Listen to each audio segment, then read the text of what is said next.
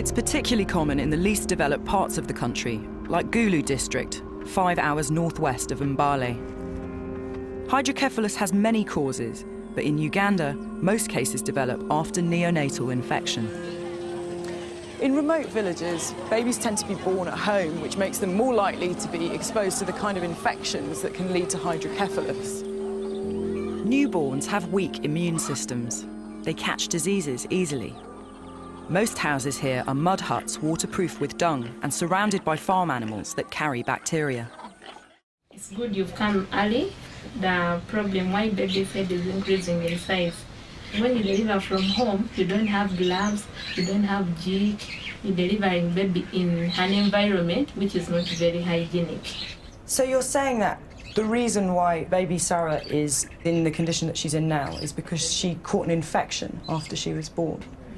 Yes, a meningitis, which was undertreated. Sarah had survived meningitis, but it left scarring that stopped fluid draining from her brain, and water was building up inside it. Dr. Nakaka said Sarah needed brain surgery as soon as possible.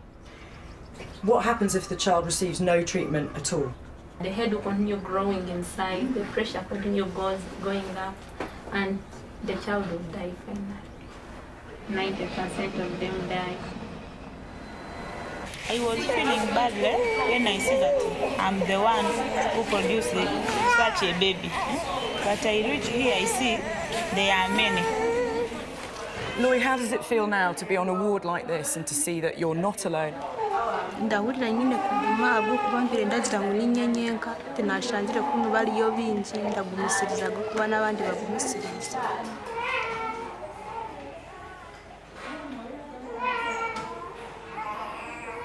hold their heads up. The ones that are old enough to sit up, you can see them struggling with the weight of their heads. The brain that we see here. We first looked at a normal brain, which had small, dark chambers filled with water at its centre. In comparison, Sarah's brain was completely distorted. The white outermost represent the bone, the skull bones. Yeah. And the green one is the brain, and the black one is water. So the water is pushing the brain next to the skull all the way outwards. So the brain tissue is under a lot of pressure. Yes. Kazimiri was seen by the surgeon, Dr. John Mugamba. He's one of only 5 neurosurgeons in Uganda. That's one for every 7 million people. If we were to get it early, you wouldn't get all these problems. Yeah. So it's preventable, essentially? Yes, it is preventable. It's a disease of the poor.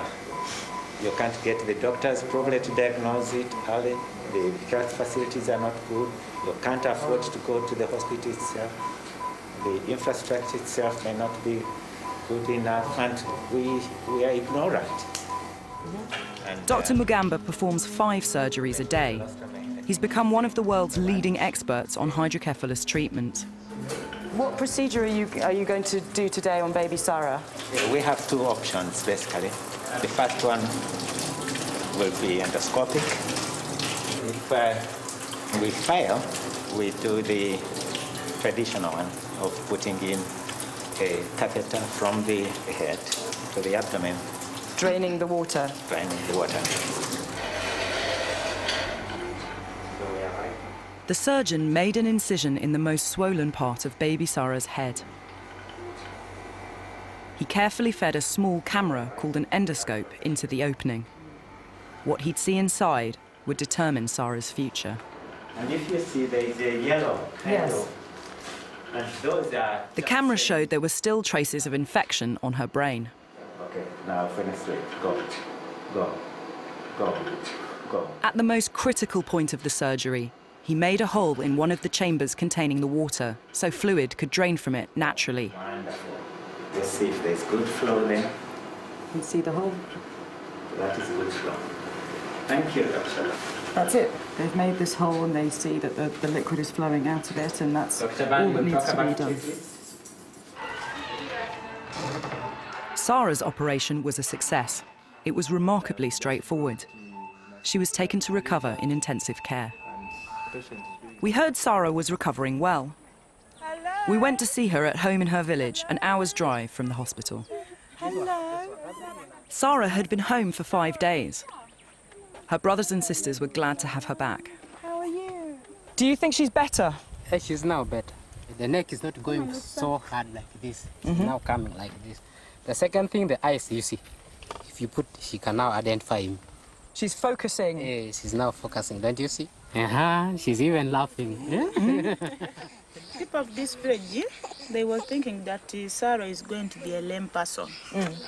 But now they are also having some hope that she's not going to be a lame.